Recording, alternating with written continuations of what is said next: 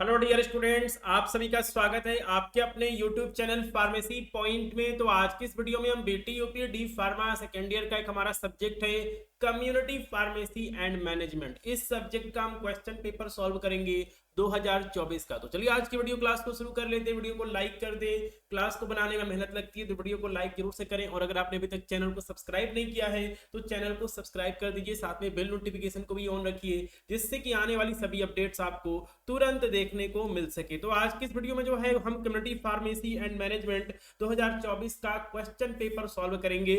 तो देखिए स्टूडेंट्स, अगर आपको कंप्लीट इंग्लिश में एग्जाम देने में दिक्कत हो रही है और अगर आप हिंदी में तैयारी करना चाहते हैं तो आप फार्मेसी पॉइंट ऐप को डाउनलोड करके जो आपका डी फार्मा का क्रैश कोर्स है आप इस क्रैश कोर्स में ज्वाइन कर सकते हैं। देखिए अगर आपने अभी तक कुछ भी नहीं पढ़ा है, अभी भी जो है आपके पास 4 महीने का समय जो है आपके पास बचा हुआ है। ठीक है, अभी भी जो है 4 महीने का जो है पर्याप्त समय जो है वो आपके पास बचा हुआ है और इन 4 महीनों में जो है आप अपने एग्जाम की कंप्लीट प्रिपरेशन कर सकते हैं, बशर्ते आपको समय देना पड़ेगा। ठीक है, तो आप क्रैश कोर्स में ज्वाइन कर लीजिए और अपने एग्जाम की जो तैयारी है आप उसको कर सकते हैं। अब देखिए इस कोर्स को ऐसा बनाया गया है, इसमें क्या है कि ऑल सब्जेक्ट जो भी आपका डी फार्मा सेकेंड ईयर का ऑल सब्जेक्ट है सभी को चैप्टर वाइज इंपॉर्टेंट क्वेश्चन और सॉल्यूशन में उसको डिवाइड किया गया है। यानी कि फार्माकोलॉजी हो गया, आपका हॉस्पिटल एंड क्लिनिकल फार्मेसी हो गया, फार्मेसी लॉ एंड एथिक्स हो गया, जो भी आपके सब्जेक्ट है सिलेबस के according chapter wise important question और सॉल्यूशन जो है वो कराया गया है। और 2024 में मैंने जितने भी क्वेश्चन कराए थे 90% क्वेश्चन जो है टॉपिक जो है वो एग्जाम में पूछे गए थे। तो अगर आप इन सभी क्वेश्चंस को तैयार करते हैं तो 2025 एग्जाम के लिए जो है आप फर्स्ट डिवीजन जो है वो पास हो जाएंगे। लैंग्वेज जो है जैसे कि आपको ये यूट्यूब पे क्लास देखने को मिल रही है, लैंग्वेज यही रहने वाली है और साथ में जो है आपको एमसीक्यू टेस्ट सीरीज भी जो है आपको प्रोवाइड किया जाएगा। साथ में जो भी क्लास चलती है उसका नोट्स भी जो है आपको दिया जाता है। और environmental education and disaster management D pharma second year में जो है एनवायरमेंटल का भी आपको पेपर देना होता है, पासिंग नंबर 17 होता है। तो इसका भी जो पीडीएफ है वो प्रोवाइड किया गया है ताकि आप एनवायरमेंटल के सभी क्वेश्चंस को तैयार कर सके और आप एनवायरमेंटल में 50 में 40 से 45 नंबर जो है वो ला सकते हैं। और कोर्स की वैलिडिटी जो है वो आपकी 1 साल तक की है। तो समय भी जो है आपके पास बिल्कुल पर्याप्त है, 4 महीने का समय बचा हुआ है। फार्मेसी पॉइंट ऐप को डाउनलोड करिए, डी फार्मा सेकेंड ईयर का जो क्रैश कोर्स है आप उसमें ज्वाइन करिए और अपने जो एग्जाम की तैयारी है आप उसको शुरू कर दीजिए। ठीक है, चलिए देखिए क्वेश्चन पेपर का फॉर्मेट आप सभी को पता चल गया है। क्वेश्चन जो है क्वेश्चन पेपर जो है 3 पार्ट में आता है, पार्ट ए, पार्ट बी और पार्ट सी। पार्ट ए में जितने भी लॉन्ग आंसर टाइप के क्वेश्चन है सभी क्वेश्चन को जो है आज की इस वीडियो क्लास में हम डिटेल से सॉल्व करने वाले हैं। ठीक है, तो स्टूडेंट्स आज का जो हमारा सब्जेक्ट है इसका नाम है कम्युनिटी फार्मेसी। कम्युनिटी फार्मेसी का अगर सिंपल सा अर्थ जो है, साधारण सा जो अर्थ है वो ये है कि हमारे आसपास, हमारे घरों के आसपास जो भी फार्मेसी शॉप ओपन हुई है जिसको कि हम मेडिकल स्टोर या फिर केमिस्ट शॉप भी कहते हैं, वही आपकी क्या है, वही आपकी कम्युनिटी फार्मेसी है। ठीक है, तो इस सब्जेक्ट को इसलिए बनाया गया है कि जो भी स्टूडेंट डी फार्मा कर रहे हैं वो डी फार्मा कंप्लीट होने के बाद अपना फार्मेसी ओपन कर सके। फार्मेसी के बारे में जो है उन्हें पहले से थोड़ा सा यहाँ पर नॉलेज रहे कि कैसे हम एक कम्युनिटी फार्मेसी केमिस्ट शॉप जो है वो हम ओपन कर सकते हैं। ठीक है, चलिए तो हम यहाँ पे पहले क्वेश्चन की बात जो है वो हम कर लेते हैं। पार्ट ए का पहला क्वेश्चन। ठीक है, पार्ट ए का पहला क्वेश्चन, आंसर एनी 6 क्वेश्चन। देखिए आप सभी को पता है कि जो आपका पार्ट ए होता है उसमें जो है टोटल 7 क्वेश्चन पूछे जाते हैं, लेकिन 6 क्वेश्चन का आंसर हमें करना होता है। एक क्वेश्चन आपका 5 नंबर का होता है, टोटल जो है 30 नंबर यहाँ से आपको मिल सकता है अगर आप क्वेश्चंस को करते हैं। ठीक है, चलिए तो पहले क्वेश्चन की जो बात करते हैं, बहुत इंपॉर्टेंट क्वेश्चन है। और क्वेश्चन क्या पूछा गया था, explain the various component of good pharmacy practice. ठीक है, तो देखिए component of good pharmacy practice, good pharmacy practice के कौन कौन से कंपोनेंट्स होते हैं इसके बारे में जो है हमें इसके आंसर में लिखना है। तो देखिए जो भी हमारी कम्युनिटी फार्मेसी है, जो भी हमारा मेडिकल शॉप है, जो भी हमारा यहाँ पर फार्मेसी शॉप है, ये कैसे एक आदर्श तरीके से चले, अच्छे तरीके से चले, उसी के बारे में जो है हमें डिस्कस करना है। ठीक है, चलिए तो सबसे पहले जो है वो हमने यहाँ पर हेडिंग डाला है गुड फार्मेसी प्रैक्टिस। ठीक है, अब देखिए अगर आपसे 2026 एग्जाम में अगर आपसे पूछता है कि right A short note on good pharmacy practice, good pharmacy practice पे जो है एक शॉर्ट नोट लिखिए।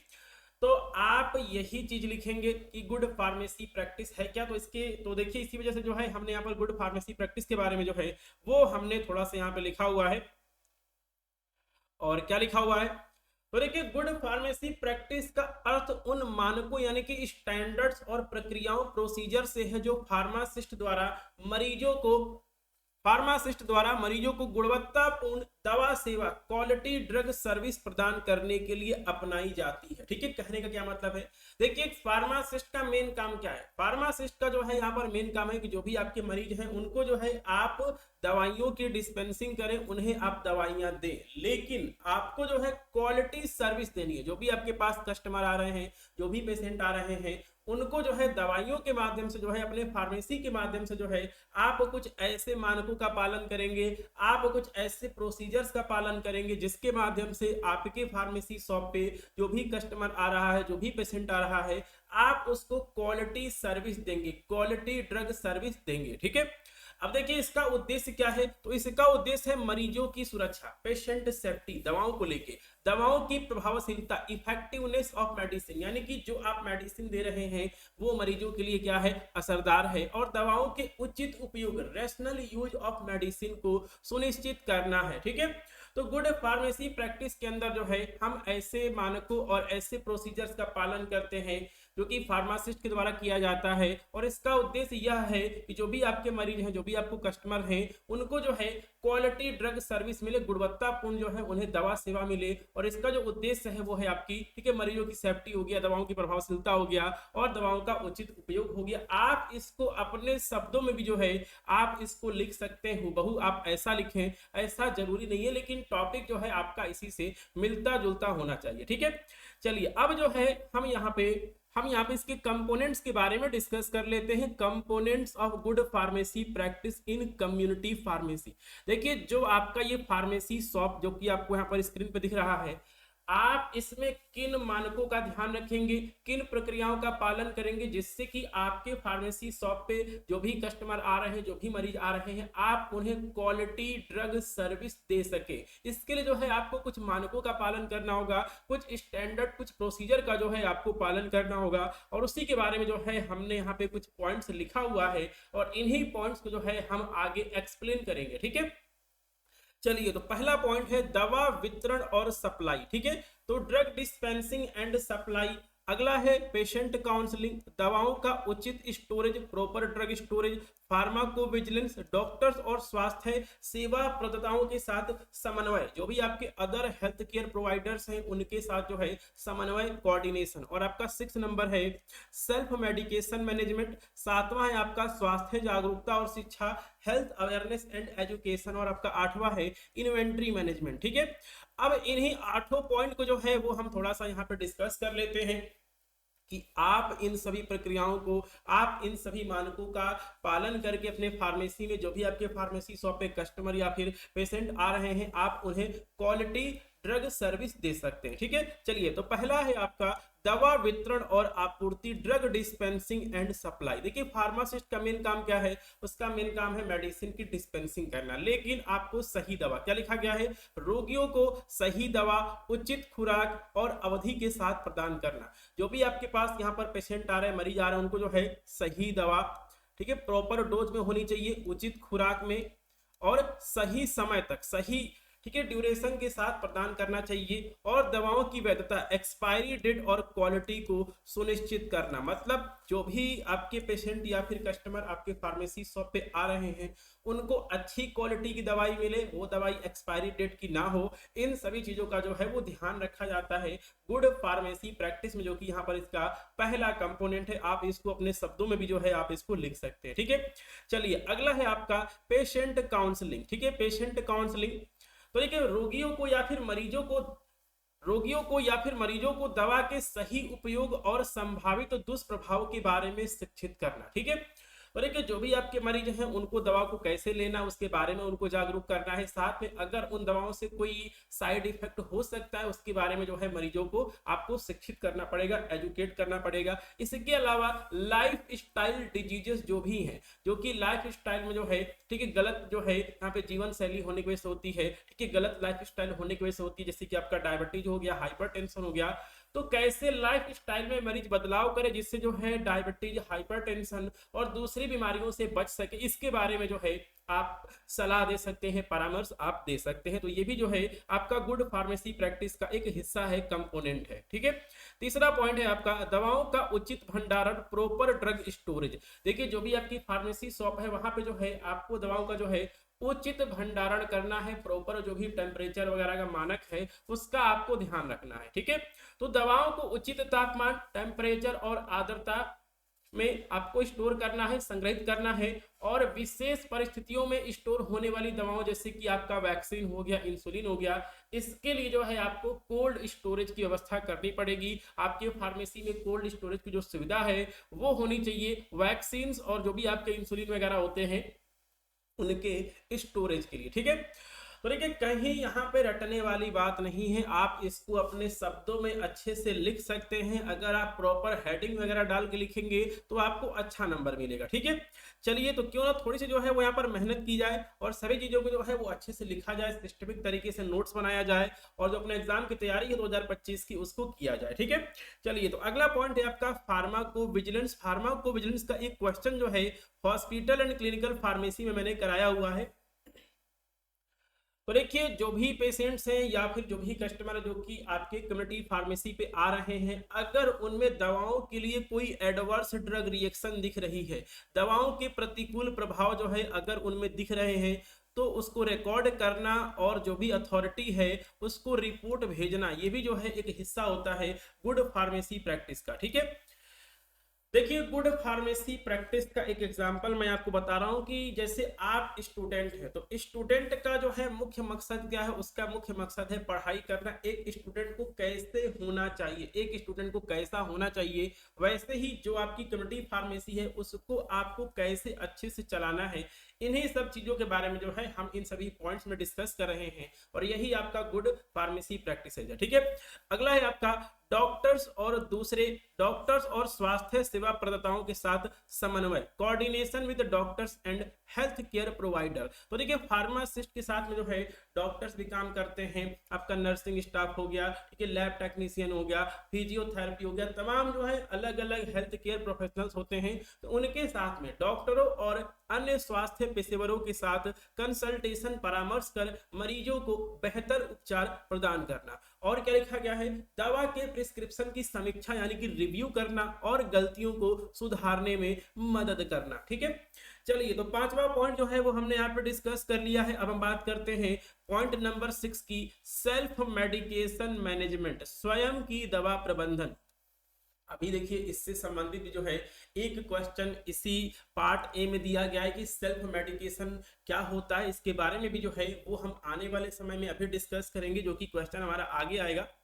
तो क्या लिखा गया है, तो यहाँ लिखा गया कि मरीजों को बिना डॉक्टर की सलाह के दवा लेने से होने वाले नुकसान या फिर जोखिमों के बारे में जानकारी देना और ओवर द काउंटर दवाओं के सुरक्षित उपयोग के लिए मार्गदर्शन या फिर दिशा निर्देश प्रदान करना। ठीक है, तो जो भी आपके फार्मेसी पे कस्टमर या फिर पेशेंट आ रहे हैं उन्हें इस बात की जानकारी देना कि बिना डॉक्टर की सलाह के दवाइयों को लेना खतरनाक हो सकता है और जो भी आपकी ओवर द काउंटर दवाइयां हैं उनका कैसे सुरक्षित उपयोग किया जाए, इसके लिए जो है एक कम्युनिटी फार्मासिस्ट जो भी कस्टमर आ रहे हैं, जो भी पेशेंट आ रहे हैं, उनको जो है सही मार्गदर्शन उपलब्ध करा सकता है, सही मार्गदर्शन जो है उनको प्रदान कर सकता है। ठीक है, चलिए अगला पॉइंट है आपका स्वास्थ्य जागरूकता और शिक्षा, हेल्थ अवेयरनेस एंड एजुकेशन। ठीक है, तो स्वास्थ्य को लेके कैसे जो है समाज को या फिर जो भी कस्टमर आ रहे हैं, जो भी पेशेंट आ रहे हैं आपके फार्मेसी पे, उनको कैसे जागरूक किया जाए। तो क्या लिखा गया है, लिखा गया है आपके रोगियों या फिर मरीजों को वैक्सीनेशन, न्यूट्रिशन यानी कि पोषण और संक्रामक रोगों इन्फेक्शियस डिजीज के प्रति जागरूक करना और धूम्रपान छोड़ने और शराब की लत से बचने के लिए परामर्श देना। तो ये भी जो है गुड फार्मेसी प्रैक्टिस का एक हिस्सा है। ठीक है, चलिए अगले पॉइंट्स की बात की जाए वो जो कि है आपका इन्वेंट्री मैनेजमेंट। देखिए इन्वेंट्री का मतलब क्या होता है, स्टॉक। जो भी आपके फार्मेसी शॉप में दवाइयां, जो भी आपके पास स्टॉक है और जो भी आवश्यक दवाइयां हैं उनकी उपलब्धता को सुनिश्चित करना कि जो भी आपकी कम्युनिटी फार्मेसी है वहां पे दवाओं की कमी ना हो। ठीक है। और क्या लिखा गया है, दवाओं की एक्सपायरी डेट और स्टॉक को ऑडिट करना। तो आपको समय समय पे जो है, जो भी आपका स्टॉक है उसमें कौन सी दवाई एक्सपायर हो चुकी है उसको आपको क्या करना है, अलग करना है। जो भी आपका स्टॉक है उसको जो है आपको रेगुलर चेक करते रहना है, ठीक है।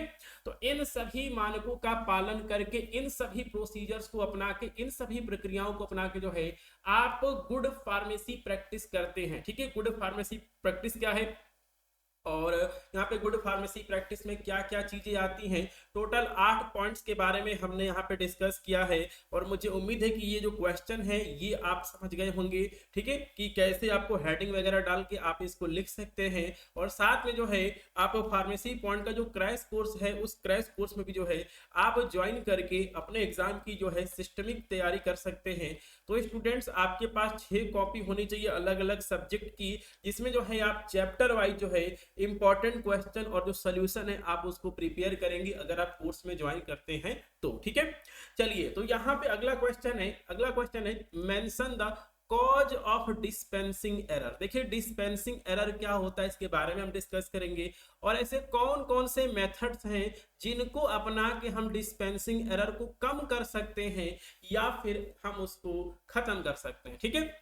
चलिए, तो डिस्पेंसिंग एरर क्या होता है। देखिए एरर का मतलब क्या होता है, एरर का मतलब होता है गलती। क्या होता है, गलती या फिर त्रुटि। डिस्पेंसिंग एरर का मतलब क्या है, ठीक है। चलिए, तो बिल्कुल सिंपल शब्दों में जो है वो मैं आपको यहाँ पर बता देता हूँ। जब किसी फार्मासिस्ट के द्वारा किसी मरीज या फिर किसी रोगी को या फिर किसी कस्टमर को गलत दवा अगर दे दी जाती है उसे क्या कहते हैं, डिस्पेंसिंग एरर कहते हैं, बिल्कुल सिंपल शब्दों में। अब देखिए हमने यहाँ पर क्या लिखा है, तो देखिए यहाँ पर लिखा गया कि डिस्पेंसिंग एरर का अर्थ है जब फार्मासिस्ट द्वारा दवा वितरण ड्रग डिस्पेंसिंग की प्रक्रिया में कोई गलती हो जाती है जिससे मरीज को गलत दवा मिल सकती है। यह मरीज के स्वास्थ्य पर गंभीर प्रभाव डालती है और कभी कभी जानलेवा फैटल भी हो सकती है, ठीक है। तो कहीं भी रटने वाली बात नहीं है। डिस्पेंसिंग एरर का अर्थ है जब फार्मासिस्ट द्वारा ड्रग डिस्पेंसिंग की प्रक्रिया में कोई गलती हो जाती है जिससे मरीज को गलत दवा मिल सकती है और इसके फलस्वरूप जो है मरीज के स्वास्थ्य पे जो है गंभीर प्रभाव पड़ सकता है और कभी कभी जो है यह जानलेवा यानी कि फैटल भी हो सकता है, ठीक है। चलिए, तो देखिए क्वेश्चन में क्या पूछा गया था, cause of dispensing error. Dispensing error क्यों होता है, इसके कारणों के बारे में जो है कुछ हमें डिस्कस कर देना है, ठीक है। तो हमने यहाँ पर हेडिंग डाला है cause of dispensing error. Dispensing error होने के कौन कौन से मुख्य कारण है, 4 कारण जो है वो हमने यहाँ पर लिखे हुए हैं, आप इनको हेडिंग डाल के लिख देंगे, ठीक है।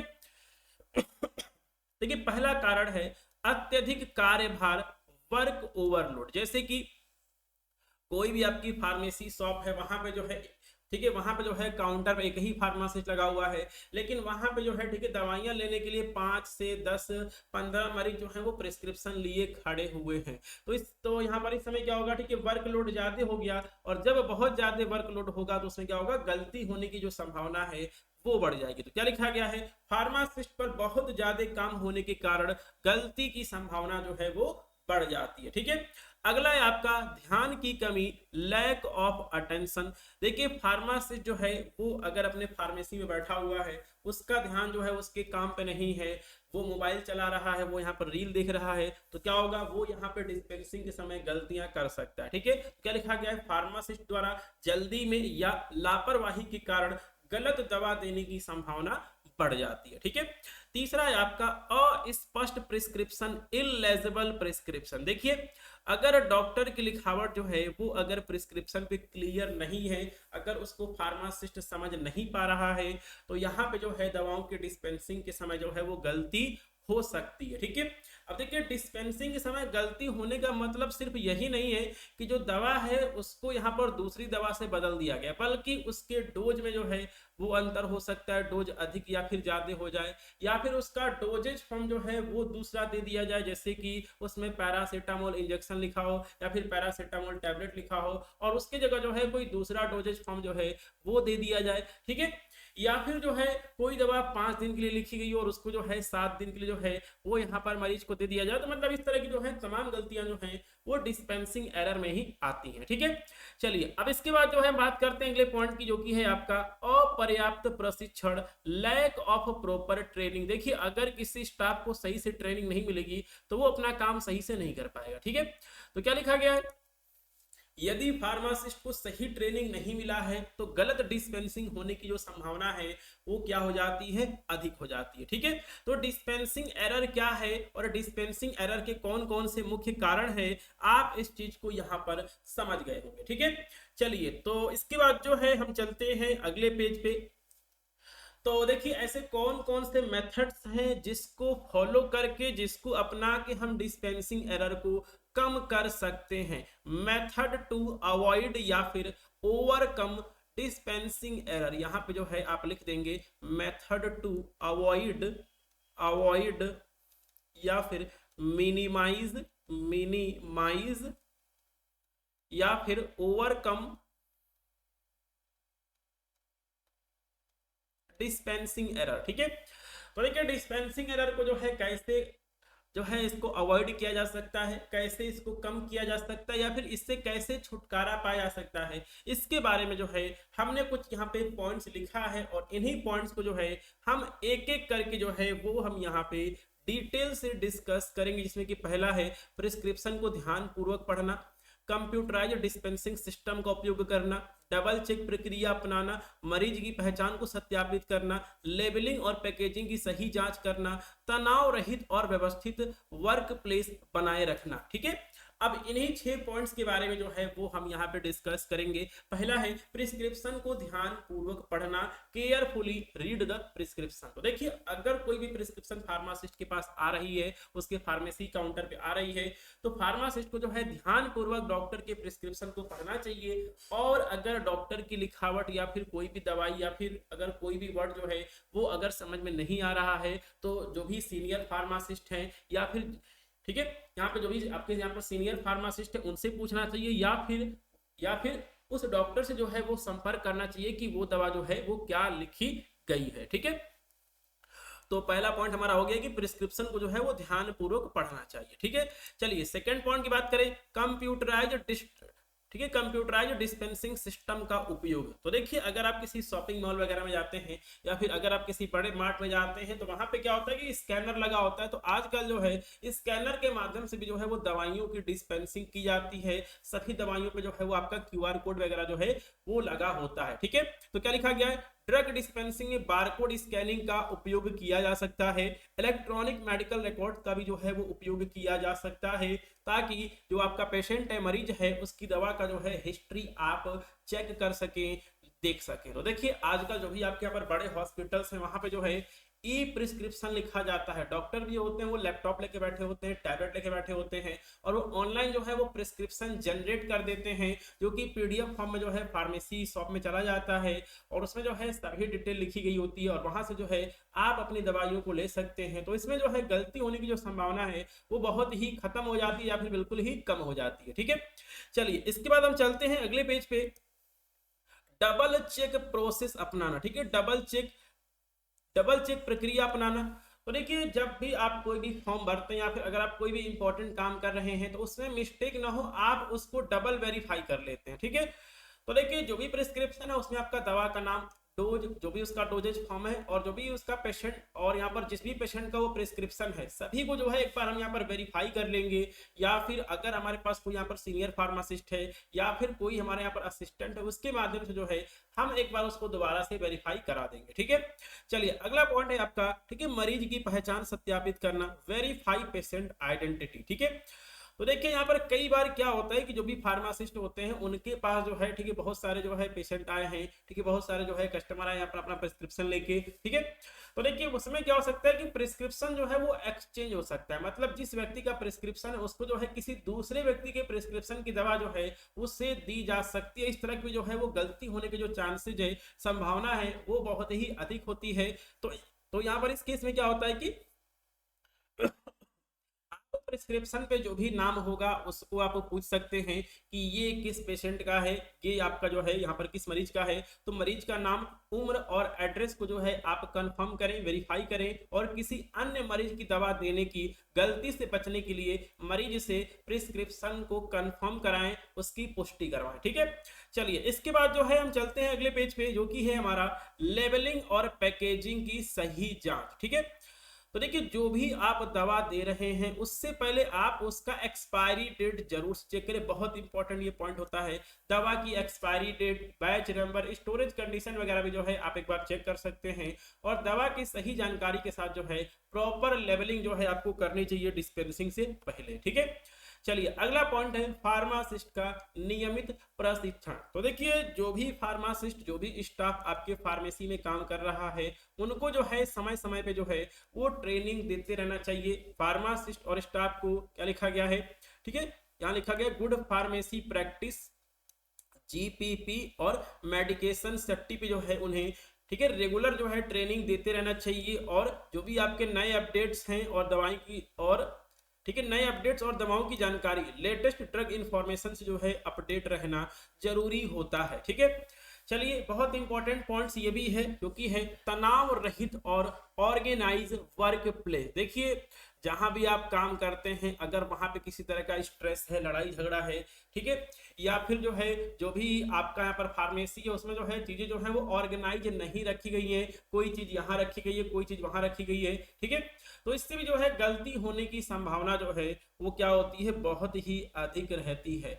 तो देखिए अगर आपको पता है कि जो भी आपका फार्मेसी है वहां पे जो है, ठीक है, कस्टमर पेशेंट बहुत ज्यादा हैं, तो उसी के अनुसार जो है आपको फार्मासिस्ट का स्टाफ रखना चाहिए। ठीक है, तो फार्मेसी में अत्यधिक, क्या लिखा गया है, फार्मेसी में अत्यधिक कार्यभार, वर्क ओवरलोड से बचने के लिए पर्याप्त स्टाफ रखना चाहिए। और जो भी हमारा फार्मेसी है, जो भी हमारा वर्क प्लेस है, उसको जो है हमें क्या रखना है, ऑर्गेनाइज रखना है और डिस्ट्रैक्शन फ्री रखना है। मतलब वहां पे ज्यादा शोरगुल भी जो है वो नहीं होना चाहिए, ताकि जो है गलती होने की जो संभावना है वो खत्म हो सके या फिर कम हो सके। ठीक है, तो डिस्पेंसिंग एरर क्या है स्टूडेंट्स, आप इसको समझ गए होंगे। डिस्पेंसिंग एरर किन वजहों से होता है, उसके मेजर कॉजेस क्या है, ये भी आप समझ गए होंगे। और डिस्पेंसिंग एरर को कैसे ओवरकम किया जा सकता है, कैसे अवॉइड किया जा सकता है, कैसे उसको मिनिमाइज किया जा सकता है, इस चीज को भी जो है आप इस क्वेश्चन के माध्यम से समझ गए होंगे। ठीक है, चलिए तो इसके बाद जो है वो हम चलते हैं अगले क्वेश्चन पे। अगला क्वेश्चन क्या पूछा गया है, चलिए तो अगला क्वेश्चन जो है वो हमारा पूछा गया है कम्युनिकेशन से। ठीक है, तो क्वेश्चन क्या है, what are the barrier. Barrier का मतलब क्या होता है, बैरियर का मतलब होता है बाधा। ठीक है, बैरियर का मतलब क्या होता है, बाधा। आप किसी सड़क पे जा रहे हैं और वहां पे क्या लगा है, पुलिस ने बैरियर लगा रखा है, तो आपको गाड़ी वगैरह निकालने में आपको दिक्कत होगी। ठीक है, what are the barriers in effective communication. एक प्रभावी बातचीत, एक प्रभावी संचार में जो है कौन कौन से बैरियर होते हैं। ठीक है, और इसके अलावा ऐसे कौन कौन से मेथड हैं, ऐसे कौन कौन से आपके यहाँ पर तरीके हैं जिसको, ठीक है, जिसको अपना के जो है हम जो भी आपके बैरियर्स हैं उनको जो है उनको हम कम कर सकते हैं। ठीक है, तो क्वेश्चन पूछा गया what are the barriers in effective communication. Effective communication में बैरियर क्या है और ऐसे कौन कौन सी स्ट्रैटेजी है, तरीके हैं जिनको अपना के जो है हम इन बैरियर्स को खत्म कर सकते हैं, इनको कम कर सकते हैं। ठीक है, चलिए तो यहाँ पे पहला हेडिंग जो है वो हमने डाल रखा है बैरियर्स इन इफेक्टिव कम्युनिकेशन। ठीक है, तो देखिए एक इफेक्टिव कम्युनिकेशन क्या है। इफेक्टिव का मतलब क्या होता है, इफेक्टिव का मतलब होता है प्रभावी। देखिए आप अपने दोस्त से बात कर रहे हैं या फिर हम जो है यहाँ पर आमने सामने वीडियो क्लास के माध्यम से जो है वो मैं आपको, देखिए यहाँ पर वीडियो क्लास के माध्यम से जो है वो मैं आपसे यहाँ पर बात कर रहा हूँ, जो भी टॉपिक है उसको मैं आपको समझा पा रहा हूँ। ठीक है, तो देखिए कोई भी बातचीत हो रही है, चाहे आमने सामने हो रही है, चाहे आपका वीडियो कॉल पे हो रहा है, ऑडियो कॉल पे हो रहा है, एक प्रभावी संचार, इफेक्टिव कम्युनिकेशन का मतलब ये होता है कि जो आप कह रहे हैं वो सामने वाला समझ जाए और जो सामने वाला कह रहा है आप उसको समझ जाए। ठीक है, तो क्या लिखा गया है, प्रभावी संचार, इफेक्टिव कम्युनिकेशन का अर्थ है सूचना।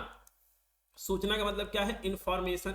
इंफॉर्मेशन को सही तरीके से भेजना, प्राप्त करना और समझना। देखिए जो भी आपके पास मैसेज है, जो भी आपके पास इंफॉर्मेशन है वो सही तरीके से सामने वाले तक पहुंचना चाहिए, सामने वाले को उस मैसेज को प्राप्त करना चाहिए और उसको समझ में आना चाहिए। लेकिन लेकिन कई बार जो है बहुत सारे कारणों की वजह से जो है जो भी आपका ये संचार है, कम्युनिकेशन है, उसमें क्या आती है, बाधा आती है, डिस्टरबेंस आती है, और जिससे क्या होती है, गलत फहमियां, मिसअंडरस्टैंडिंग उत्पन्न होती है। जैसे कि हम यहाँ पर वीडियो क्लास जो है आप यहाँ पे देख रहे हैं और अचानक से जो है आपका जो इंटरनेट का स्पीड है वो स्लो हो जाए या फिर कुछ टेक्निकल प्रॉब्लम हो जाए जिसकी वजह से आपको ये वीडियो जो है वो सही से ना दिखे, तो ये भी जो है एक तरह का क्या होगा, बैरियर होगा इन इफेक्टिव कम्युनिकेशन। ठीक है, तो इफेक्टिव कम्युनिकेशन में बैरियर क्या है, आप इस चीज को यहाँ पे समझ गए होंगे। चलिए अब जो है हम चलते हैं इस क्वेश्चन के अगले हिस्से पे और कुछ बैरियर्स के बारे में जो है वो हम यहाँ पे डिस्कस कर लेते हैं। तो हमारी यहाँ पर अगली हेडिंग है टाइप्स ऑफ बैरियर्स। हमारा यहाँ पर अगला हेडिंग है types of barriers in effective communication. तो इफेक्टिव कम्युनिकेशन में जो है किस टाइप्स के बैरियर्स होते हैं उसके बारे में जो है कुछ हम यहाँ पे डिस्कस कर लेते हैं। हेडिंग हमने यहाँ पे लिख रखा है, पहला है आपका फिजिकल बैरियर, भौतिक बाधाएं, language barrier, mental and psychological barrier, cultural barrier और पर्सनल बैरियर। ठीक है, इनका हिंदी भी जो है आपको यहाँ पे दिख रहा है। और अब जो है हम इन सभी हेडिंग को जो है एक एक करके हम यहाँ पे डिस्कस कर लेंगे, कहीं भी रटने वाली कोई बात नहीं है। पहला है फिजिकल बैरियर। देखिए अगर आपके दोस्त से आप फोन पे बात कर रहे हैं और आपके पास से जो है कोई बारात जा रही है जिसमें कि बहुत तेज आवाज में जो है क्या हो रहा है, डीजे बज रहा है या फिर बहुत ज्यादा शोरगुल हो रहा है, तो क्या आप अपने दोस्त से बात कर पाएंगे? नहीं कर पाएंगे। ठीक है, तो पहला क्या लिखा गया है, पहला पॉइंट लिखा गया है शोर यानी कि नॉइज। तो आसपास जो है अगर बहुत ज्यादा शोर है तो ये संचार में जो है रुकावट, ठीक है, रुकावट डाल सकता है। ठीक है, अगला है आपका डिस्टेंस। अधिक दूरी के कारण संदेश का जो है सही तरीके से जो है उसका ट्रांसफर नहीं हो पाता है। संप्रेषण का मतलब होता है सेंड करना। तो अगर आपका जो दोस्त है आपसे बहुत ज्यादा दूर बैठा है तो आप उसको अपना मैसेज जो है आप चिल्ला के भी जो है आप उसको नहीं दे पाएंगे, वो जल्दी सुन नहीं पाएगा। ठीक है, अगला है आपका टेक्निकल इश्यू। टेक्निकल इश्यू की बात की जाए, तकनीकी समस्याएं, तो अगर आपका जो देखिए यहाँ पे तकनीकी समस्या की बात अगर की जाए, तकनीकी समस्याएं, टेक्निकल इश्यू, तो खराब टेलीफोन हो गया, ठीक है, खराब टेलीफोन का कनेक्शन हो गया, इंटरनेट की समस्या हो गई, ठीक है, माइक की समस्या हो गई। तो इन सभी वजहों से जो है एक प्रभावी कम्युनिकेशन नहीं हो पाता। जैसे कि अभी मैं यहाँ पर इस वीडियो क्लास को जो है वो मैं यहाँ पे आपको यहाँ पर करा रहा हूँ, अभी अगर यहाँ पर माइक खराब हो जाए या फिर इंटरनेट की समस्या हो जाए तो जो मैं आप तक मैसेज पहुंचाना चाहता हूं, जो मैं आप तक इंफॉर्मेशन पहुंचाना चाहता हूं, वो आप तक नहीं पहुंच पाएगा। ठीक है, तो ये सारा हमारा क्या है, फिजिकल बैरियर है। ठीक है, चलिए सेकंड है आपका भाषाई बाधाएं, लैंग्वेज बैरियर। अब देखिए आपको हिंदी बोलना आता है, आपको इंग्लिश बोलना आता है, आप चले गए कर्नाटका में, तमिलनाडु में, वहां पर ठीक है कन्नड़ भाषा है या फिर किसी जगह मराठी भाषा है, तो वहां की भाषा जो है आप समझ नहीं पाएंगे और जो वहां के लोग होंगे वो आपकी भाषा को नहीं समझ पाएंगे। ठीक है, तो क्या लिखा गया है, अलग अलग भाषाएं जो है वो समझने में कठिनाई उत्पन्न कर सकती हैं। ठीक है, तो ये भी जो एक बहुत इंपॉर्टेंट पॉइंट है। और इसके अलावा जो है डिफरेंट लैंग्वेज जो है ये जो है एक प्रभावी कम्युनिकेशन में जो है एक बाधा उत्पन्न कर सकती है।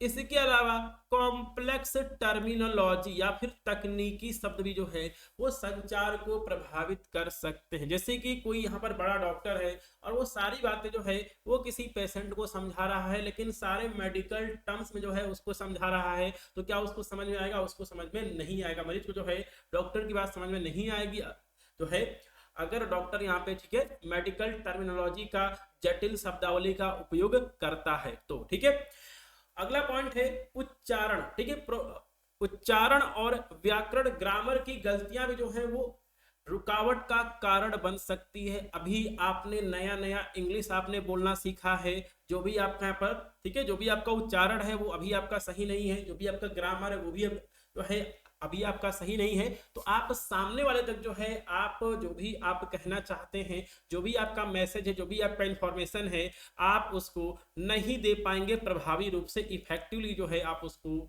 नहीं बता पाएंगे। ठीक है, चलिए तो अगला है आपका मानसिक और मनोवैज्ञानिक बाधाएं, मेंटल एंड साइकोलॉजिकल बैरियर।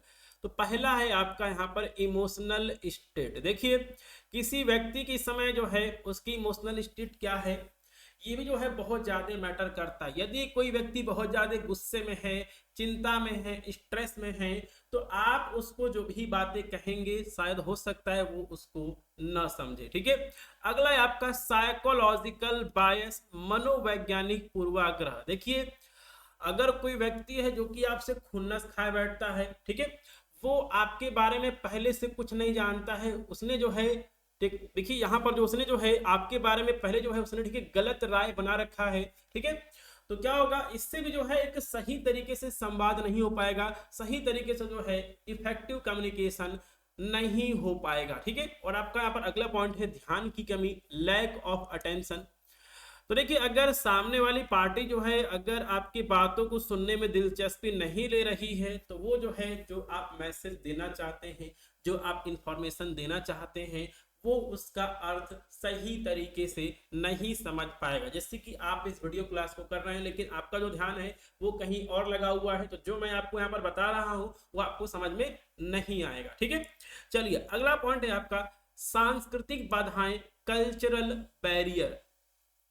तो देखिए अलग अलग जो भी आपका कल्चर है वहां पे कम्युनिकेशन स्टाइल आपका अलग अलग होता है। जैसे कि हम लोग कहते हैं नमस्ते कहते हैं, तो कोई क्या बोलता है हेलो बोलता है, कोई क्या बोलता है हाय बोलता है, मतलब अलग अलग जो है आपका यहाँ पर कल्चर है। तो इसकी वजह से भी जो है एक इफेक्टिव कम्युनिकेशन में बाधा आ सकती है। ठीक है, अगला है कुछ इशारे, इशारों को बोला जाता है जेस्टर, इंग्लिश में कहते हैं। कुछ इशारे और जो शब्द हैं एक संस्कृति में सामान्य हो सकते हैं लेकिन दूसरे संस्कृति में जो है उनका अलग अर्थ हो सकता है। देखिए हमारे हिंदी भाषा में हमारे हिंदी भाषा में जो है देखिए बहुत सारे आपके यहाँ पर ऐसे शब्द हैं जिनका अर्थ जो है साउथ में कुछ अलग हो जाता है। ठीक है, साउथ के कुछ ऐसे शब्द हैं जिनको यहाँ पर गाली समझा जाता है। ठीक है, तो यहाँ पर अलग अलग कल्चर में जो है अलग अलग जो आपके शब्द हैं उनका जो है अलग अलग जो है वो मतलब हो सकता है। तो इसकी वजह से भी जो है वो प्रभावी कम्युनिकेशन में जो है एक बाधा उत्पन्न हो सकती है। ठीक है, अगला पॉइंट है आपका व्यक्तिगत बाधाएं, पर्सनल बैरियर। तो इसमें है आपका ज्ञान की कमी, लैक ऑफ नॉलेज, आत्मविश्वास की कमी, लैक ऑफ कॉन्फिडेंस, सुनने की क्षमता की कमी, पुअर लिसनिंग स्किल। तो देखिए जो भी आप इंफॉर्मेशन दे रहे हैं, जो भी आप मैसेज भेजना चाहते हैं, अगर उसके बारे में अगर आपको पूरी तरीके से जानकारी नहीं है तो क्या हो सकता है, गलतफहमी हो सकती है, गलती हो सकती है। अगर आपके पास कॉन्फिडेंस नहीं है तो आप सामने वाले तक अपनी बात जो है सही तरीके से नहीं पहुंचा सकते हैं। यदि सामने वाला व्यक्ति जो है आपकी बातों को ध्यान पूर्वक नहीं सुनता है, उसका सही रिस्पॉन्स नहीं देता है, तो ये भी जो है एक क्या है आपका बैरियर है इफेक्टिव कम्युनिकेशन। चलिए तो देखिए टोटल जो है वो हमने यहाँ पर 5 बैरियर के बारे में डिटेल से हमने डिस्कस किया है। अब जो है हम कुछ ऐसे मेथड्स के बारे में बात करेंगे जिनका उपयोग करके जो है आप इन सभी बैरियर्स को दूर कर सकते हैं। संचार बाधाओं को दूर करने के उपाय, methods to overcome barrier in effective communication. पहला है स्पष्ट और सरल भाषा। देखिए आपको बातचीत में जो है स्पष्ट और सिंपल लैंग्वेज का प्रयोग करना चाहिए। क्लियर और सिंपल लैंग्वेज का जो है हमें ऐसे शब्दों का प्रयोग करना चाहिए जो सामने वाला समझ सके। ठीक है, अगला है एक्टिव लिसनिंग। तो हमें जो है सभी इंफॉर्मेशन को ध्यान पूर्वक सुनना और समझना चाहिए। जैसे कि अगर आप इस क्लास को ध्यान पूर्वक देख रहे हैं, आप इसको समझ रहे हैं, तो आपका एग्जाम अच्छा होगा। जो भी टॉपिक आपको बताया जा रहा है, जो भी क्वेश्चन कराया जा रहा है, वो आपको समझ में आएगा। ठीक है, अगला है आपका प्रभावी body language, effective body language. तो देखिए बातचीत करते समय जो है जो भी आपके इशारे हैं, जो भी आपका यहाँ पर आई कांटेक्ट है, वो आपको बना के रखना चाहिए। ठीक है, चलिए अगला पॉइंट है आपका तकनीकी साधनों का उपयोग, यूज ऑफ टेक्नोलॉजी। तो आप जो है टेक्नोलॉजी का भी यूज कर सकते हैं। जैसे कि अगर आपको कहीं पे दूर बात करनी है तो आप वीडियो कॉल कर सकते हैं। जो भी आपके ऑनलाइन जो आपके यहाँ पर मीटिंग वाले ऐप्स हैं उनका भी जो है आप उपयोग कर सकते हैं। ठीक है, उसके बाद क्या है, संदेश को समझने के बाद फीडबैक देना चाहिए जिससे पता चल सके कि जानकारी जो है सही तरीके से भेजी गई है। तो देखिए अगर आप अपने किसी दोस्त से बात कर रहे हैं तो वो आपकी बातों को वो आपकी बातों को समझा या फिर नहीं समझा है, तो आप उससे एक बार वेरीफाई कर सकते हैं कि जो मैंने कहा है वो तुम्हें समझ में आया है या फिर नहीं आया है। ठीक है, अगला क्या है, यदि जो आपका इन्फॉर्मेशन है वो क्या है फॉर्मल है, किसी कंपनी का है, किसी यहाँ पर ऑर्गेनाइजेशन का है, तो उसके लिए जो है आप ईमेल या फिर ऑफिशियल लेटर का जो है आप प्रयोग कर सकते हैं। ठीक है, और एक बहुत इंपॉर्टेंट बात जो है वो यहाँ पे लिखी गई है कि अगर आपको तुरंत रिस्पॉन्स चाहिए तो इसके लिए जो है आप फोन कॉल कर सकते हैं या फिर वीडियो कॉल जो है आपके पास एक बेहतर विकल्प होता है। ठीक है, तो ये सारे जो है कुछ ऐसे मेथड्स से जिनको अपना के जो है हम इफेक्टिव कम्युनिकेशन में जो भी बैरियर्स आती हैं, जो भी बाधाएं आती हैं, हम उनको दूर कर सकते हैं। ठीक है, चलिए तो अगला क्वेश्चन हमारे सामने आ चुका है, discuss the counselling points for tuberculosis patient. ठीक है, ट्यूबरकुलोसिस पेशेंट्स के लिए जो है कुछ काउंसलिंग पॉइंट्स हमको लिखने हैं। चलिए इस क्वेश्चन का आंसर जो है वो हम लिख लेते हैं। ठीक है, तो यहां पर हमारी हेडिंग पड़ चुकी है counselling points for tuberculosis patient. Tuberculosis patient के लिए है, ट्यूबरकुलोसिस के जो भी आपके पेशेंट है, टीबी के पेशेंट से आप उन्हें क्या राय देंगे, आप उन्हें क्या सलाह देंगे ऐसे फार्मासिस्ट, इसके बारे में जो है आपको लिखना है। तो सबसे पहले जो है हम यहाँ पर ट्यूबरकुलोसिस के बारे में लिख लेते हैं। ट्यूबरकुलोसिस, ठीक है, ट्यूबरकुलोसिस जो है एक क्या है, संक्रामक रोग है, इन्फेक्शियस डिजीज है, जो कि माइकोबैक्टीरियम ट्यूबरकुलोसिस नाम के बैक्टीरिया की वजह से होता है। ठीक है, मरीज को सही उपचार और जीवन शैली में बदलाव के लिए जो है आपको प्रॉपर काउंसलिंग करना है। ठीक है, अब देखिए आप किन पॉइंट्स को मरीज को बताएंगे, इसके बारे में जो है वो हम यहाँ पे डिस्कस करेंगे। ठीक है, चलिए तो आप उसको सबसे पहला बात ये बताएंगे कि दवा का सही तरीके से प्रयोग करना चाहिए, प्रॉपर मेडिकेशन एडहेरेंस। तो क्या लिखा गया है, डॉक्टर द्वारा बताए गए अनुसार पूरी दवा का जो कोर्स है वो मरीज को पूरा करना चाहिए, किसी भी स्थिति में दवा को बंद नहीं करना चाहिए, अदरवाइज फिर से टीबी का संक्रमण हो सकता है। तीसरा है, यदि दवा लेने के बाद कोई साइड इफेक्ट हो रहा है तो तुरंत डॉक्टर से संपर्क करना चाहिए। ठीक है, चलिए अब इसके बाद हमारा है यहाँ पर सेकेंड हेडिंग, आहार और पोषण, डाइट और न्यूट्रिशन। तो इसके बारे में आप मरीज को क्या बताएंगे कि जो भी आपका मरीज उसे जो है पौष्टिक आहार, न्यूट्रिशियस डाइट लेना चाहिए, जिसमें कि प्रोटीन्स, विटामिन्स और मिनरल्स जो है भरपूर मात्रा में हो, ताजे फल और हरी सब्जियों का जो है अधिक प्रयोग करना चाहिए, जंक फूड, शराब, तंबाकू जैसे जो आपकी उत्पाद हैं उनसे जो है मरीज को बचना चाहिए। ठीक है, चलिए आपका तीसरा है उपचार के दौरान सावधानियां। तो जब टीबी के पेशेंट का ट्रीटमेंट चल रहा है तो उससे जो है और किन बातों का ध्यान रखना चाहिए। देखिए मरीज को खांसते या फिर छींकते समय जो है उससे अपने मुंह को ढक लेना चाहिए और डिस्पोजेबल टिश्यू या फिर जो भी रुमाल होता है उसका प्रयोग करना चाहिए, क्योंकि क्या है टीबी जो है कि संक्रामक रोग है और अगर जो है संक्रमित व्यक्ति छींकता है, खांसता है तो उसके मुंह से जो है छोटे छोटे ड्रॉपलेट्स निकलते हैं जो कि सामने वाले को भी जो है वो संक्रमित कर सकते हैं। ठीक है, और अपने व्यक्तिगत सामान को जो है किसी और से जो है शेयर नहीं करना चाहिए। ठीक है, और भीड़ भाड़ वाले स्थानों से भी जो है जाने से पेशेंट्स को, ठीक है, मरीज को बचना चाहिए। ठीक है, चलिए अगला पॉइंट है आपका स्वच्छता और जीवन शैली, hygiene and life style changes. तो देखिए मरीज को जो है टीबी का जो पेशेंट है उसको जो है रोजाना धूप और ताजी हवा के संपर्क में रहना चाहिए, क्योंकि जो भी आपके टीबी के बैक्टीरिया होते हैं ये आपके अंधेरे और बंद जगहों पे जो है ये अधिक ग्रो करते हैं। जो भी मरीज का कमरा होना चाहिए वो वेंटिलेटेड होना चाहिए। मरीज को जो है नियमित रूप से जो है अपने हाथों को धुलना चाहिए और व्यक्तिगत स्वच्छता, पर्सनल हाइजीन का जो है उसे ध्यान रखना चाहिए। ठीक है, चलिए अगले पॉइंट्स की बात की जाए जो कि आप पेशेंट को जो है आप यहाँ पर बता सकते हैं, परिवार और समाज के प्रति जिम्मेदारी, responsibility towards family and society. तो देखिए टीबी जो है एक क्या है, इन्फेक्शियस डिजीज है, संक्रामक रोग है, इसलिए परिवार के जो यहाँ पर अन्य सदस्यों को जो है इस बीमारी से बचाव के लिए जो है क्या उपाय हो सकते हैं उसके बारे में जो है मरीज को अपने परिवार वालों को बताना चाहिए। यदि घर में किसी और को भी लंबे समय से खांसी हो रही है तो उसे भी जो है वो टीबी की जांच करवाने की सलाह, ठीक है, मरीज को, उस व्यक्ति को देना चाहिए। और टीबी के प्रति जो है हमें सोशल अवेयरनेस बढ़ाना है, सामाजिक जागरूकता बढ़ाना है, और अगर इसको लेके किसी भी तरह की गलतफहमी है उसको जो है दूर करना है। ठीक है, चलिए तो इसके बाद हम बात करते हैं पॉइंट नंबर 6 की, मल्टी ड्रग रेजिस्टेंस टीबी से बचाओ।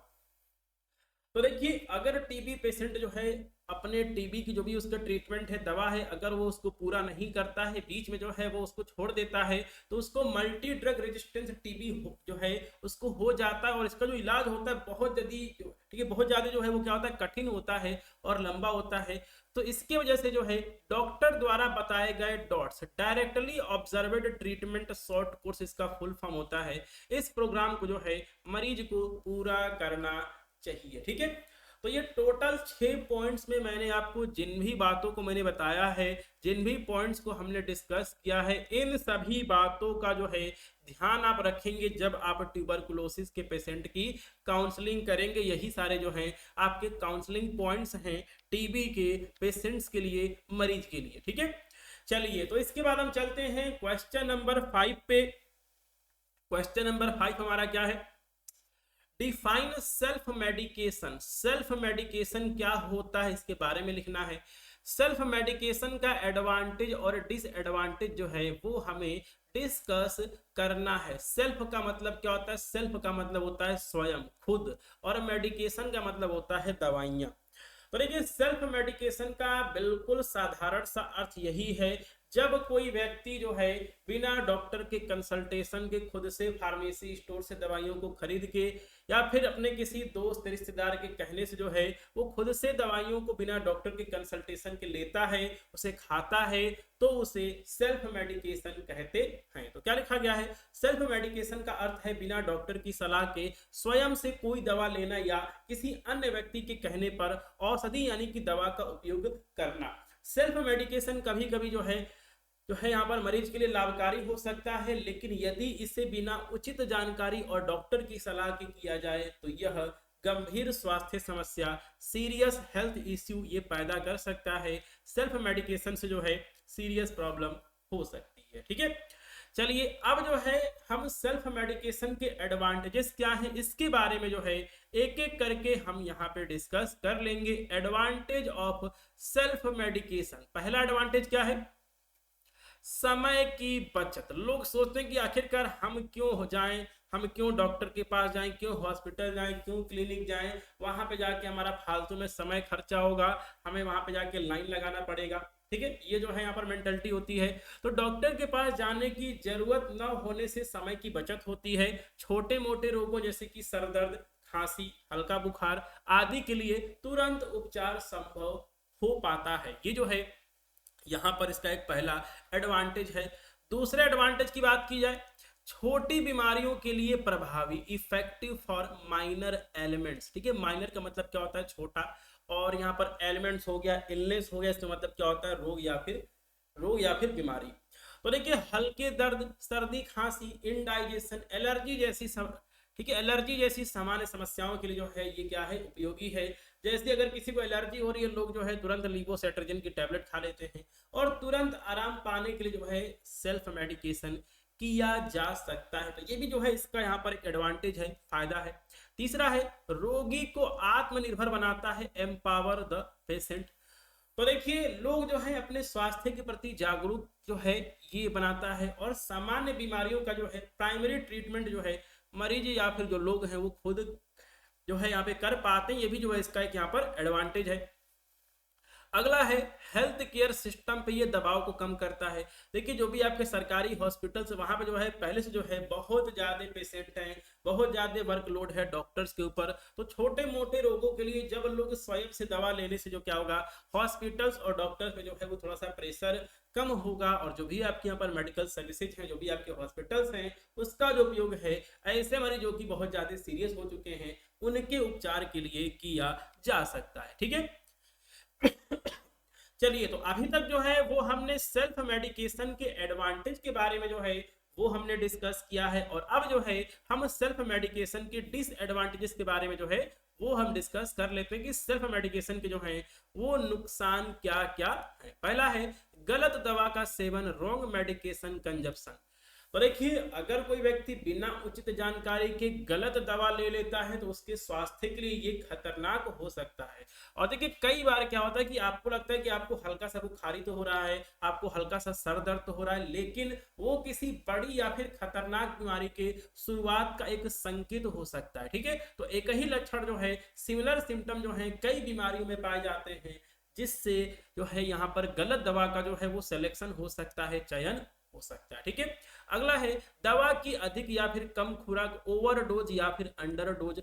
तो देखिए जो भी आपकी दवा होती है उसका सही डोज लेना बहुत ही ज्यादा जरूरी होता है, जो कि किसी मेडिकल प्रैक्टिशनर डॉक्टर को ही पता होता है, क्योंकि वही काम जो है वो सालों से करता आ रहा है, उसने जो है उसकी पढ़ाई की है। तो सही खुराक न लेने पे जो है दवा जो है आपकी असरदार नहीं होगी, या फिर अगर उसका डोज अधिक हो जाए तो ये आपके लिए जो है वो हानिकारक हो सकती है, आपको पता नहीं चलता है, लेकिन वो आपका लीवर डैमेज कर देगा, किडनी डैमेज कर देगा, आपका जॉइंट्स जो है वो डैमेज कर देगा, और इससे जो है डेथ भी हो सकती है। ठीक है, अगला है आपका drug drug interaction.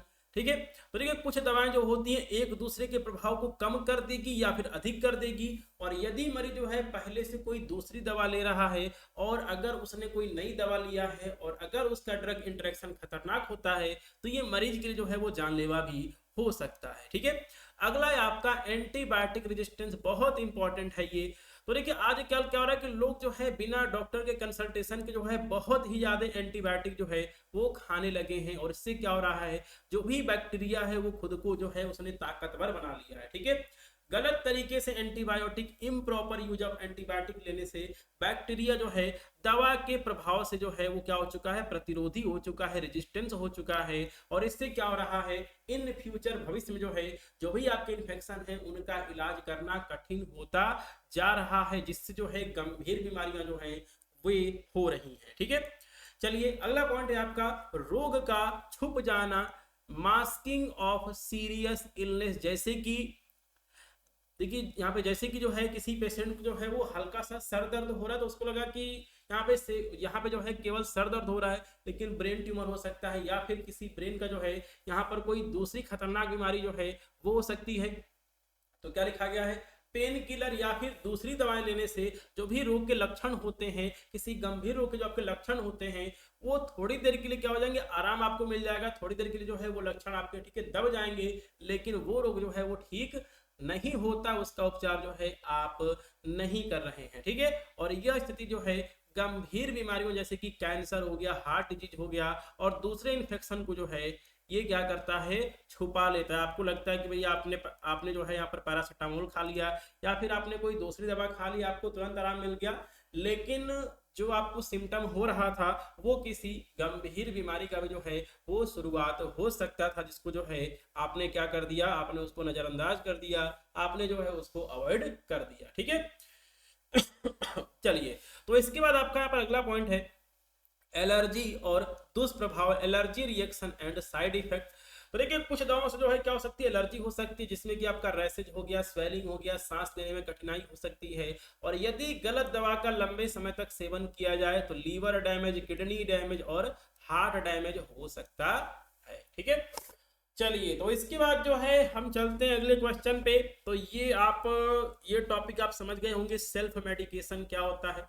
Self medication जो है इसके एडवांटेज क्या हैं, इसके डिसएडवांटेज क्या हैं, इस टॉपिक को आप समझ गए होंगे। तो अगर आपको तैयारी करनी है अच्छे से तो आप कोर्स में जरूर से ज्वाइन करिए, कोर्स में ज्वाइन करके जो है आप अपने एग्जाम की बेहतर तैयारी कर सकते हैं। ठीक है, चलिए तो अगला क्वेश्चन पूछा गया था, list out and give importance of various softwares used in community pharmacy. तो जो भी आपका कम्युनिटी फार्मेसी है, अगर आप इसमें कंप्यूटर्स का यूज कर रहे हैं, अगर आप उसमें अपने सॉफ्टवेयर का यूज कर रहे हैं, आपको यहाँ पर दिख रहा है कि आपका फार्मेसी स्टोर है और यहाँ पे जो है एक यहाँ पर लैपटॉप रखा गया जिसपे जो है ये व्यक्ति जो है कुछ यहाँ पर देख रहा है। ठीक है, तो देखिए जो भी हमारी कम्युनिटी फार्मेसी है, अगर हम इसमें सॉफ्टवेयर का यूज कर रहे हैं तो इसका फायदा क्या है। तो देखिए हॉस्पिटल फार्मेसी में भी जो है हमने क्वेश्चन किया था कि कंप्यूटर का क्या एप्लीकेशन है हॉस्पिटल फार्मेसी में, वही सारी चीजें जो हैं आपको यहाँ पर लिख देनी है, कुछ भी जो है इसमें नया नहीं है, इसमें जो है कुछ भी जो है आपका नया नहीं है। ठीक है, तो देखिए जो भी हमारी फार्मेसी है उसमें स्टॉक का चाहे आपको मैनेजमेंट करना हो, स्टॉक का मैनेजमेंट करना हो, बिलिंग करना हो, इन्वेंट्री को ट्रैक करना हो, कौन सी जो है आपकी दवाई एक्सपायर हो रही है, कौन सी दवाई ठीक है ज्यादा बची हुई है, कौन सी दवाई बिक रही है, कौन सी दवाई नहीं बिक रही है। ठीक है, तो इसके लिए जो है बहुत सारे फार्मेसी के सॉफ्टवेयर क्या हैं उपलब्ध हैं, जिसमें से कुछ यहाँ पर मुख्य हैं। आपका medical store management system, Marg pharma software, retail pharmacy software, pharmacist plus software, Medicom pharma retail pro, Win pharma software, HRX pharma software, Pharmasoft इत्यादि। तो ये इतने सारे सॉफ्टवेयर का जो नाम है वो हमने यहाँ पे लिख दिया, जो कि इस क्वेश्चन में पूछा गया था कि कुछ ऐसे सॉफ्टवेयर्स का नाम लिखिए जिनका जो प्रयोग है वो कम्युनिटी फार्मेसी में होता है। ठीक है, चलिए तो इसके बाद जो है हम यहाँ पर करते हैं अगले पेज पे, जो कि पूछा गया है इंपॉर्टेंस। जो भी हम सॉफ्टवेयर यूज कर रहे हैं अपने फार्मेसी में उसका इंपॉर्टेंस क्या, उसका महत्व क्या है, इसके बारे में जो है वो हम यहाँ पे एक एक करके जो है वो हम यहाँ पे डिस्कस कर लेंगे। ठीक है, चलिए तो पहला है आपका स्टॉक मैनेजमेंट, स्टॉक प्रबंधन। तो सॉफ्टवेयर की मदद से हमारे फार्मेसी में जो भी दवाइयां हैं हम उनको ट्रैक कर सकते हैं, और जो भी डेटा होता है वो ऑटोमेटिक अपडेट होता रहता है। जैसे कि आपके पास पैरासीटामोल की 100 गोली है या फिर 100 बॉक्स आपके पास बचा हुआ है, दिन में आपने 5 बॉक्स जो है वो आपने बेच दिया, तो ऑटोमेटिक जो है 95 बॉक्स आपके पास बचा हुआ है, ये रिकॉर्ड जो है आपके सिस्टम में आपको शो करेगा। ठीक है, अगला है बिलिंग और अकाउंटिंग। तो देखिए जो भी आपका सॉफ्टवेयर उसके माध्यम से बिलिंग का प्रोसेस हो गया, जो भी आपका GST का रिपोर्ट हो गया, वो सभी ऑटोमेटिक जनरेट हो जाता है। ठीक है, अगला है आपका इन्वेंटरी कंट्रोल। जो भी आपके पास दवाई है, जो भी आपके पास स्टॉक है, उसकी एक्सपायरी डेट जो है वो आप चेक कर सकते हैं। आप उसमें लो स्टॉक अलर्ट आप उसमें सेट कर सकते हैं। मतलब ये है कि आपके पास जो है आप किसी दवा को जो है आपने यहाँ पर सेट कर दिया कि अगर इसका हमारे पास 5 बॉक्स बचेगा तो उसका ऑटोमेटिक जो है उसका जो है आपको यहाँ पर नोटिफिकेशन मिल जाएगा कि ये जो आपकी दवा है उसका स्टॉक कम हो गया है। या फिर जो है बहुत सारे सॉफ्टवेयर जो है आपके ऐसे हैं जो कि जो है आपको बिना बताए जो है अगर आपके पास स्टॉक कम होता है तो वो यहाँ पर सप्लायर को, एजेंसी वाले को जो है वो आपका ऑर्डर भेज देते हैं। ठीक है, अगला है आपका रेगुलेटरी कंप्लायंस। तो देखिए फार्मेसी सॉफ्टवेयर के द्वारा जो है जो भी आपका फार्मेसी एक्ट है या फिर ड्रग एंड कॉस्मेटिक एक्ट है या फिर जो भी आपके ठीक है दवाइयों को लेके जो भी आपके यहाँ पर सरकारी नॉर्म से नियम है उनका जो है आप पालन कर सकते हैं, क्योंकि सारा रिकॉर्ड जो है आपके पास डिजिटल फॉर्म में ऑटोमेटिक बनता रहता है। ठीक है, अगला है आपका डेटा सिक्योरिटी। तो देखिए सॉफ्टवेयर के हेल्प से जो है आपने जितना भी प्रिस्क्रिप्शन आपने डिस्पेंसिंग किया है सबका रिकॉर्ड जो है आपके पास सुरक्षित रहता है। अगला है पेशेंट मैनेजमेंट। तो देखिए सॉफ्टवेयर के हेल्प से जो है आप पेशेंट की सारी डिटेल चेक कर सकते हैं, उसका मोबाइल नंबर, उसने कब आपसे दवा लिया, कौन सी दवा लिया, कितनी मात्रा में लिया, उसका बिल अमाउंट कितना बना, सारा हिस्ट्री जो है आपको मिल जाता है। और अगला है आपका मल्टी स्टोर मैनेजमेंट। तो देखिए आपने कोई कंपनी आपने स्टार्ट कर दी है, ठीक है, फार्मेसी का, और जिसका जो है क्या है मल्टीपल ब्रांच से अलग अलग शहरों में जो है बहुत सारे ब्रांच जो हैं वो चल रहे हैं, तो उसके लिए जो है आप एक सेंट्रलाइज सॉफ्टवेयर जो है आजकल बहुत सारे सेंट्रलाइज सॉफ्टवेयर आते हैं। ठीक है, और इससे क्या होगा कि जो भी आपकी फार्मेसी चेन है वहां का जो है वहां पे क्या स्टॉक जो है आज के दिन में बचा हुआ है, उसकी वैल्यू कितनी है, आज के दिन सेल वगैरह कितनी हुई है, आप इसको एक जगह बैठे बैठे जो है आप उसको चेक कर सकते हैं। मतलब आप एक जगह बैठे बैठे जो है अगर आप 50 फार्मेसी चला रहे हैं, 100 फार्मेसी चला रहे हैं, तो सबको जो है आप एक जगह बैठे बैठे जो है आप उसको मैनेज कर सकते हैं। ठीक है, चलिए तो इसके बाद अगला क्वेश्चन है ऑनलाइन ऑर्डर और होम डिलीवरी। तो बहुत सारे आपके पास फार्मेसी सॉफ्टवेयर हैं जो कि आपको ई फार्मेसी का भी जो सुविधा है वो आपको जो है आपको क्या कराते हैं, उपलब्ध कराते हैं, जिससे जो है आप पेशेंट से या फिर जो भी आपके कस्टमर हैं आप उनसे ऑनलाइन ऑर्डर ले सकते हैं और उनको जो है आप होम डिलीवरी दवाइयों की आप उनको दे सकते हैं। ठीक है, चलिए अगला पॉइंट है आपका रिपोर्ट जनरेशन। तो देखिए बहुत सारा जो आपका रिपोर्ट होता है, चाहे आपका GST हो गया, चाहे आपका सेल रिपोर्ट हो गया, चाहे आपका परचेज रिपोर्ट हो गया या फिर आपका प्रॉफिट रिपोर्ट हो गया, सभी जो आपके यहाँ पर रिपोर्ट है वो आपके एक क्लिक पे जो है वो जनरेट हो जाते हैं अगर आप फार्मेसी सॉफ्टवेयर का यूज करते हैं। ठीक है, चलिए तो टोटल 6 क्वेश्चन हमने कर लिया है जो कि हमारे एग्जाम के लिए जरूरी था। अब जो है हम यहाँ पे 7वां क्वेश्चन करेंगे। वैसे करना में 6 ही होता है लेकिन ये भी जो है क्वेश्चन बहुत ज्यादा इंपॉर्टेंट है कि मेडिकेशन एडहेरेंस क्या होता है। वैसे हमें पूछा नहीं गया है, यहाँ पूछा गया है कि एक्सप्लेन का मतलब क्या है, व्याख्या करना है। सोशियो इकोनॉमिक फैक्टर, ऐसे कौन कौन से सोशल और आपके यहाँ पर इकोनॉमिक फैक्टर हैं जो कि मेडिकेशन एडहेरेंस को प्रभावित करते हैं। तो सबसे पहले हम डिस्कस करेंगे मेडिकेशन एडहेरेंस है क्या। ठीक है, यहाँ पर मेडिकेशन का मतलब होता है औषधि यानी कि दवा, और एडहेरेंस का मतलब होता है अनुपालन। सिंपल शब्दों में कहा जाए तो डॉक्टर ने जो भी आपको सलाह दिया है, फार्मासिस्ट ने जो भी आपको दवा की मात्रा, उसका टाइमिंग, ड्यूरेशन बताया है, अगर उसी के अनुसार अगर मरीज जो है अपनी दवा को लेता है, उससे हम बोलेंगे मेडिकेशन एडहेरेंस। क्या बोलेंगे? Medication adherence. तो क्या लिखा गया है? मेडिकेशन एडहेरेंस अर्थात औषधि अनुपालन का अर्थ है मरीज डॉक्टर द्वारा, ठीक है, डॉक्टर द्वारा दी गई दवा को निर्धारित मात्रा, डोज, समय, टाइम और अवधि, ठीक है, ड्यूरेशन के अनुसार सही तरीके से लेता है। सही समय पर दवाई लेना और डॉक्टर के निर्देशों का पालन करना मरीज के स्वास्थ्य को बेहतर बनाता है। ठीक है, इसे हम क्या बोलते हैं? मेडिकेशन एडहेरेंस कहते हैं। ठीक है, चलिए अब देखिए कौन कौन से ऐसे फैक्टर्स हैं जो कि जो है इस मेडिकेशन एडहेरेंस को प्रभावित करते हैं, इसके बारे में जो है वो हमें लिखना है। तो हेडिंग पड़ी है socio economic factors which affect medication adherence. तो देखिए मेडिकेशन एडहेरेंस जो है कई सारे फैक्टर्स पर निर्भर करता है, जिसमें कि सामाजिक, सोशल और आर्थिक, इकोनॉमिक कारण जो है वो क्या है, सबसे महत्वपूर्ण होता है। अब एक एक करके जो है हम इन सभी कारणों के बारे में डिस्कस कर लेंगे, कहीं भी रटने वाली बात नहीं है। सबसे पहले हम डिस्कस करेंगे इकोनॉमिक फैक्टर का। पहला है इनकम।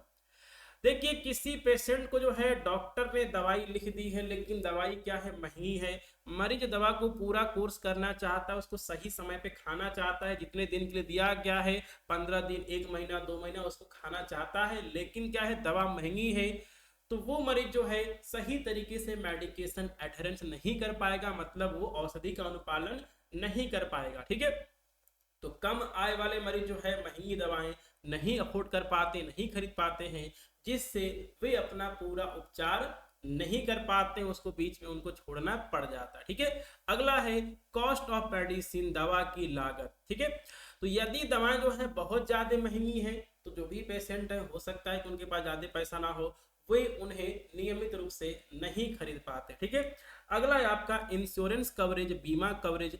तो देखिए ऐसे पेशेंट जिनके के पास हेल्थ इंश्योरेंस नहीं होता है, वे भी जो है यहाँ पर, ठीक है, महंगी दवाइयाँ या फिर जो भी आपके यहाँ पर महंगे उपचार हैं, उनको जो है वो अफोर्ड नहीं कर पाते, उनको क्या होती है, दिक्कत होती है। ठीक है, अगला है आपका ट्रांसपोर्टेशन कॉस्ट। देखिए अब तो जो है फिलहाल ये जो है आपका थोड़ा सा हो गया, कम हो गया है। देखिए पहले क्या होता था कि किसी 25-50 किलोमीटर दूर जो है कोई एक फार्मेसी शॉप होती थी, तो जो भी आपके यहाँ पर ग्रामीण पेशेंट है, ठीक है, गांव के लोग हैं, वे जल्दी जो है उस फार्मेसी तक नहीं पहुंच पाते थे। लेकिन आजकल क्या है कि गांव गांव में जो है वो फार्मेसी ओपन हो गई है, तो फिलहाल जो है ये फैक्टर जो है थोड़ा सा क्या हो गया है, कम हो गया है। क्या लिखा गया है, ग्रामीण क्षेत्रों में मरीजों को अस्पताल या फिर फार्मेसी तक पहुंचने में कठिनाई होती थी, समस्या होती है, जिससे वे दवा समय पर नहीं ले पाते हैं। ठीक है, अगला है आपका कार्यस्थल की स्थिति, वर्क प्लेस कंडीशन। तो देखिए बहुत सारे ऐसे लोग हैं जिनका जो जॉब है वो थोड़ा सा क्या है, डिफिकल्ट है, वो जो है समय निकाल के जो है, ठीक है, दवा वगैरह जो है वो उसको नहीं ले पाते हैं। तो क्या लिखा गया है, कुछ नौकरियों में इतनी व्यवस्था होती है कि मरीज जो है दवा लेने का समय नहीं निकाल पाते हैं। ठीक है, तो ये सारा जो है आपका जो है आपका क्या था, इकोनॉमिक फैक्टर था। अब जो है ये वाला वैसे आपका इकोनॉमिक फैक्टर नहीं होना चाहिए था। ठीक है, पांचवा जो है आपका इकोनॉमिक फैक्टर नहीं होना चाहिए था, आप इसको जो है सोशल फैक्टर में आप उसको लिख सकते हैं। ठीक है, चलिए तो अब जो है हम यहाँ पे सोशल फैक्टर के बारे में डिस्कस कर लेते हैं। इसमें कि आपका पहला है एजुकेशन लेवल। तो देखिए कम पढ़े लिखे लोग दवा के महत्व को नहीं समझ पाते हैं और उसे जो है समय पे नहीं लेते हैं। उसका महत्व जो है अगर उन्हें नहीं पता है कि आखिरकार ये दवा लेना हमारे स्वास्थ्य के लिए कितना ज्यादा जरूरी है, तो वो जो है उसको नहीं लेगा। ठीक है, अगला है आपका कल्चरल बिलीफ, सांस्कृतिक मान्यताएं। तो देखिए ऐसे लोग जो कि होम्योपैथिक, ठीक है, होम्योपैथिक हो गया या फिर कोई आपका, ठीक है, घरेलू नुस्खा हो गया या फिर आपका यहाँ पर जो है, ठीक है, कुछ यहाँ पर अल्टरनेटिव मेडिसिन हो गया, अगर वो उसको जो है, अगर वो उसको क्या करते हैं, प्राथमिकता देते हैं, तो ऐसे लोग जो है एलोपैथिक दवा को क्या करते हैं, उसको अवॉइड करते हैं, उसको नजरअंदाज करते हैं। ठीक है, चलिए अगला पॉइंट है आपका पारिवारिक समर्थन, फैमिली सपोर्ट। ठीक है, तो देखिए अगर किसी के घर में कोई पेशेंट है, उसकी दवाई चल रही है, तो जो भी उसके यहाँ पर मित्र हैं, जो भी उसके यहाँ पर परिवार वाले हैं, उनको जो है उसको सपोर्ट करना चाहिए, उसको जो है थोड़ा सा उसको प्रोत्साहित करना चाहिए। लेकिन अगर उसके फैमिली वाले सपोर्ट नहीं कर रहे हैं, जो भी उसके यहाँ पर मित्र हैं वो अगर उसको सपोर्ट नहीं कर रहे हैं, तो जो यहाँ पर पेशेंट है वो दवा लेने में लापरवाही कर सकता है, जिससे मेडिकेशन एडहेरेंस नहीं होता है। ठीक है, और अगला है आपका स्वास्थ्य सेवा तक पहुंच, एक्सेस टू हेल्थ केयर। तो देखिए जो भी आपके यहाँ पर ग्रामीण आबादी है या फिर जो भी आपके यहाँ पर आदिवासी इलाके हैं, वहां पे जो है वहां पे जल्दी कोई आपका यहाँ पर हॉस्पिटल नहीं है, वहां पे कोई फार्मेसी नहीं है, तो ग्रामीण और पिछड़े क्षेत्रों में अस्पताल और फार्मेसी की कमी के कारण लोग नियमित दवा नहीं ले पाते हैं। ठीक है, तो सोशल फैक्टर और इकोनॉमिक फैक्टर के बारे में हमने डिस्कस कर दिया है, जो कि मेडिकेशन एडहेरेंस को क्या करते हैं, प्रभावित करते हैं। ठीक है, तो स्टूडेंट्स हमने यहाँ पे टोटल 7 क्वेश्चन हमने यहाँ पे सॉल्व कर लिया है। मुझे उम्मीद है कि आप भी इन सभी क्वेश्चन को सॉल्व कर लेंगे। ये सारे क्वेश्चन जो हैं 2024 के डी फार्मा एग्जाम में पूछे गए हैं, BT UP D pharma exam में जो है ये सारे क्वेश्चन पूछे गए हैं। और आप कोर्स में जो है जरूर से ज्वाइन करें, जो वीडियो क्लास है आप उसको लाइक करें, जो भी आपके क्लासमेट्स हैं जो कि आपके साथ डी फार्मा का एग्जाम देने वाले हैं उनके साथ भी इस वीडियो का जो लिंक है वो जरूर से शेयर कर दें। ठीक है, तो चलिए मिलते हैं किसी और क्लास में। जय हिंद, गुड नाइट।